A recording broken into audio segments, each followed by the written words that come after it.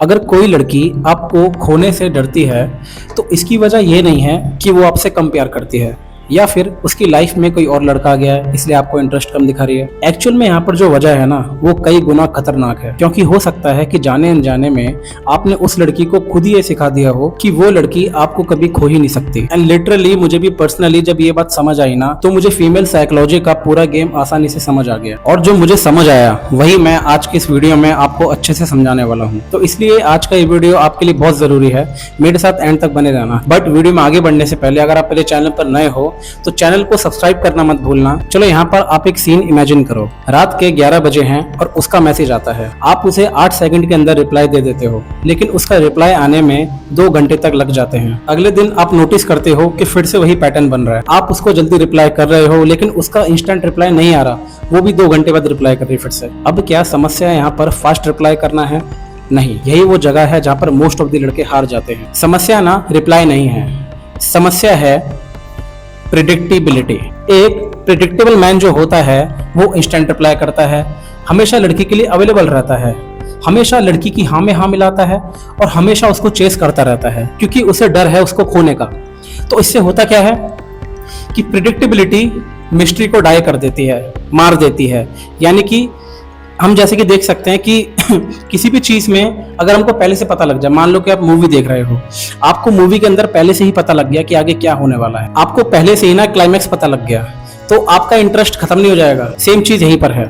क्या होता है प्रिडिक्टेबिलिटी, इंसान के अंदर जब प्रिडिक्टेबिलिटी होती है ना तो सामने वाला इंसान उसे पहले ही भांप लेता है, जिस वजह से मिस्ट्री खत्म हो जाती है और इसी वजह से वैल्यू ड्रॉप हो जाती है, क्योंकि अब वो हम पर उतना अटेंशन नहीं देने वाला, क्योंकि उसको पता है पहले से ही कि हम क्या रिएक्शन देने वाले हैं। अब देखो यहाँ पर मतलब ना किसी भी तरीके की कोई गेम खेलना नहीं है लड़की के साथ कि आप गेम्स खेलने लग जाओ, आप जानबूझकर लड़की के रिप्लाई को डिले करने लग जाओ, और यही चीज करके ना लड़के दूसरी सबसे बड़ी गलती कर देते हैं। असल मुद्दा ना कुछ और है, वो मैं आपको आगे समझाऊंगा भाई। अब देखो यहाँ पर साइकोलॉजी का एक और प्रिंसिपल काम करता है कि ह्यूमन बीइंग अक्सर उस चीज को प्रोटेक्ट करते हैं जो कि वैल्यूएबल हो, और कोई भी चीज वैल्यूएबल कब बनती है?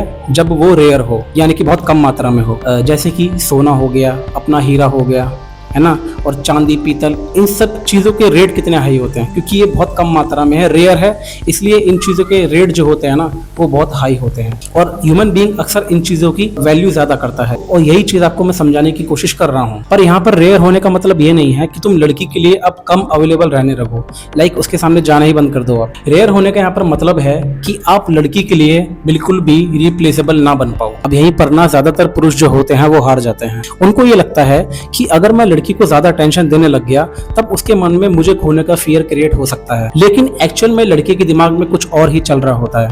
लड़की ये सोचती है कि अगर ये बंदा मेरी लाइफ से चला भी गया तो मैं क्या खोऊंगी, क्योंकि अगर आपका पूरा पर्सनैलिटी पैकेज लड़की को अटेंशन देने तक सीमित है तो आप लड़की के लिए रिप्लेसेबल हो।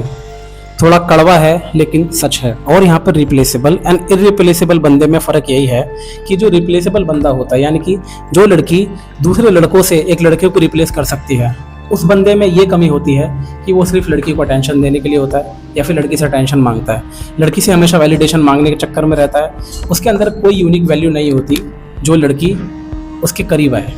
और एक जो इरिप्लेसेबल बंदा होता है, यानी कि लड़की किसी लड़के से उसको रिप्लेस कर ही ना पाए, उसकी जगह कोई और लड़का ले ही ना पाए, उसके अंदर लड़के के अंदर क्वालिटी ये होती है कि वो पर्पसफुल होता है, उसकी लाइफ में कोई पर्पस होता है, उसकी लाइफ में कोई स्टैंडर्ड्स होते हैं, वो अपने उसूल अपने सिद्धांत पर चलता है, उसकी खुद की अपनी एक आइडेंटिटी होती है, एक ऐसी क्वालिटीज उसके अंदर होती है जो किसी और लड़के के अंदर लड़की को नहीं दिखाई देती। और सबसे बड़ी बात रिस्पेक्ट।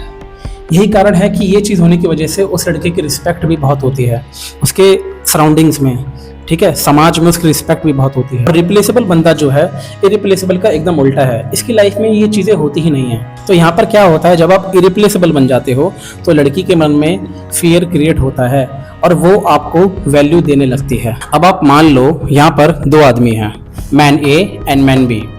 दोनों ही आदमी हैंडसम हैं, अच्छा कमाते हैं, पूरा दोनों के अंदर कॉन्फिडेंस है। बट इन दोनों में फर्क क्या है? सबसे बड़ा, जो पहला आदमी है, जो मैन ए है, उसकी पूरी ही इमोशनल स्टेट जो है वो लड़की पर टिकी हुई है, यानी कि लड़की ही उसके लिए सब कुछ है। लेकिन जो दूसरा बंदा है, जो मैन बी है, उसके अपने खुद के गोल्स हैं, खुद की फिटनेस गोल्स हैं, उसके खुद का बिजनेस है, खुद का कोई मिशन है, इसकी लाइफ में कोई पर्पस है, प्लस लड़की भी है। अब यहाँ पर आप फर्क देख सकते हो कि इसके लिए लड़की ही सब कुछ है और इस बंदे के लिए ये सब चीज़ें बाद में आती हैं। लेकिन मैन बी के लिए लड़की बाद में नहीं आती, लेकिन ये चीज़ भी वो साथ लेके चलता है। उसके लिए लड़की ही सब कुछ नहीं है, लेकिन मैन ए के लिए लड़की ही सब कुछ हो गई। और यहाँ पर हम ये भी देख सकते हैं कि मैन बी के पास एक ऐसी चीज़ है जो कि लड़की से बड़ी है, यानी कि उसके पास ये सब चीजें हैं। अब यहाँ पर लड़की में इन दोनों में से किसे खोने का डर सबसे ज्यादा होगा, कमेंट्स में बताओ। और यहीं पर ना फीमेल्स की एक डीप साइकोलॉजी छुपी है। लड़की अक्सर उस आदमी की वैल्यू ज्यादा करती है हमेशा, जिसकी दुनिया उस लड़की के इर्द गिर्द नहीं घूमती। क्यों? क्योंकि डिपेंडेंसी ना लड़की को अक्सर वीकनेस जैसी दिखती है और पर्पस हमेशा स्ट्रेंथ जैसी। अब यहाँ पर भी पूरी कहानी अभी खत्म नहीं हुई है, क्योंकि जिन लड़कों की लाइफ में पर्पस होता भी है ना, उनको भी लड़कियां अक्सर छोड़कर चली जाती हैं। क्यों? क्योंकि शायद अभी हमने वो गलती डिस्कस नहीं करी है जो सबसे बड़ी है, जो अक्सर लड़के करते हैं अनजाने में। सवाल यहाँ पर ये नहीं है कि लड़की आपको कितना चाहती है, सवाल यहाँ पर यह है क्या आप खुद की भी उतनी ही वैल्यू करते हो। सोचिए, जब हर बार आप अपनी बाउंड्रीज तोड़ते हो, हर बार आप लड़की से डिसरिस्पेक्ट एक्सेप्ट कर लेते हो, हर बार सिर्फ आप उस लड़की को खुश करने के चक्कर में अपने स्टैंडर्ड्स को छोड़ देते हो, तो आप उस लड़की को ना बिना बोले एक मैसेज भेजते हो कि मैं तुम्हें खुद से ज्यादा वैल्यू करता हूँ। और यहीं पर ना अट्रैक्शन क्रैक होना शुरू हो जाता है। लड़की कभी भी आपके रिस्पेक्ट पता है कब करती है? वो आपके रिस्पेक्ट तब करती है जब आपकी खुद की कोई बाउंड्रीज होती है, जब आपके खुद के कोई स्टैंडर्ड्स होते हैं, जब आप में एक डिसिप्लिन होता है हर एक चीज का, जब आप अपनी खुद की वर्थ समझते हो, तभी लड़की आपकी रिस्पेक्ट करती है और तभी उसके मन में आपको लेकर अट्रैक्शन बढ़ता है। लेकिन जिस बंदे की कोई बाउंड्रीज ही नहीं है, जो कि उसका प्लीजिंग बिहेवियर है, वो हमेशा बार बार प्लीज करता रहता है कि प्लीज मुझे समझो, प्लीज मेरे पास आओ, है ना।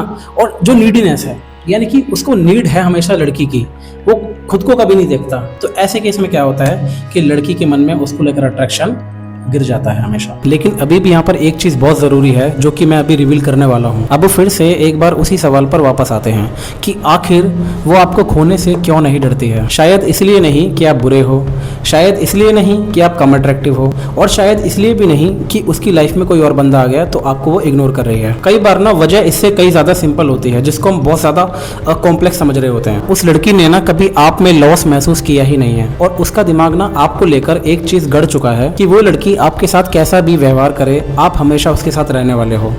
आपने उसे दिखाया ही यही है कि तू मुझ पे कितना भी गुस्सा कर ले, कितना भी उल्टा बोल ले, मैं हमेशा तेरे साथ खड़ा हूँ। चाहे वो आपको रिस्पेक्ट करे या नहीं, आप रहोगे। चाहे वो आपके लिए एफर्ट डाले या नहीं, आप हमेशा रहोगे। और जब आउटकम गारंटेड होता है ना, पहले से पता ही होता है, तो इमोशनल इन्वेस्टमेंट गिरने लगती है। क्योंकि एक जो गारंटेड मैन होता है ना, मैटर नहीं करता वो हमेशा लड़की के साथ रहने वाला है, वो हमेशा उस चीज़ को हर एक चीज़ में माफ़ कर देगा, है ना। वो हमेशा उसको हमेशा चेंज करने वाला है, जिस वजह से लड़की को पता है कि पहले से क्या बिहेव करने वाला है, उसके मन में कोई अर्जेंसी बनी नहीं पाती और वो आपके लिए लो इन्वेस्टमेंट डालती है। आप भी अपनी लाइफ में ये चीज़ नोटिस करोगे कि आप हमेशा उस चीज़ के लिए इन्वेस्ट करते हो, उस चीज़ में ज़्यादा घुसते हो जो चीज़ बहुत अर्जेंट हो। मान लो कल आपका पेपर है और आपको कैसे भी एग्ज़ाम देना ही है, तो आज रात अगर आपने कुछ भी नहीं पढ़ा ना, तो आज रात आपको पूरा सिलेबस करना है, ये आपके ऊपर बर्डन रहेगा और आप इस चीज़ को करोगे भी, आप इसमें पूरा इन्वेस्टमेंट दोगे। अब इसी चीज़ को एक पर्सन पर अप्लाई करके देखो, जिस बंदे में कोई अर्जेंसी ही नहीं है, कोई उसके लिए इन्वेस्ट क्यों ही करेगा। तो यहाँ पर सवाल अब ये आता है कि एक्चुअल सॉल्यूशन भाई है क्या। इतना सब कुछ तो मैंने बता दिया, लेकिन अब एक्चुअल सॉल्यूशन क्या है। तो अगर आप सच में ये चाहते हो ना कि वो लड़की आपको खोने से डरे, उसके मन में एक असली डर पैदा हो आपको खोने का, बस इस चीज़ पर ध्यान देना है कि आप एक ऐसे इंसान बने जिसको खोना वास्तव में एक लॉस हो। अपनी एक ऐसी लाइफ बनाओ जो कि मीनिंगफुल हो। एक ऐसी लाइफ मत बनाओ कि बस एक आवाराओं की तरह, एक लड़की के पीछे पागलों की तरह लगा हुआ है। अपनी लाइफ में एक ऐसी आइडेंटिटी बनाओ जो आपको 100 बंदों में से अलग खड़ा करके रख दे। आपके अंदर कोई एक ऐसी क्वालिटी जो किसी के अंदर नहीं है, कुछ एक ऐसा टैलेंट, कुछ एक ऐसी वैल्यू जो किसी के अंदर नहीं है, होना चाहिए। अपनी लाइफ में कुछ ऐसे स्टैंडर्ड्स बनाओ, कुछ ऐसे उसूलों को सेट करो जो बिकाऊ ना हो। किसी बंदे के आने से आपकी लाइफ में वो चीज़ चेंज हो जाए, नहीं।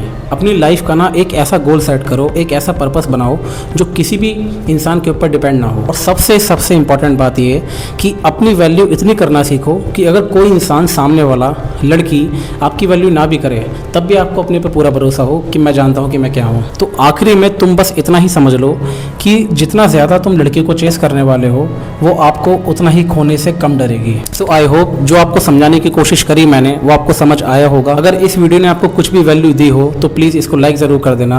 और अभी भी कह रहा हूँ कि इस चैनल को सब्सक्राइब ध्यान से कर लेना, मुझे इंस्टाग्राम पर जाकर ज्वाइन कर लेना। हमारा गोल है एक बड़ी कम्युनिटी बनाना, ठीक है। तो इंस्टाग्राम पर भी आपको इसी तरीके का कंटेंट मिलने वाला है। और कमेंट सेक्शन में अपने थॉट्स को भी ड्रॉप कर देना। सो मैं जल्दी मिलता हूँ आपसे अगली वीडियो में। Peace out.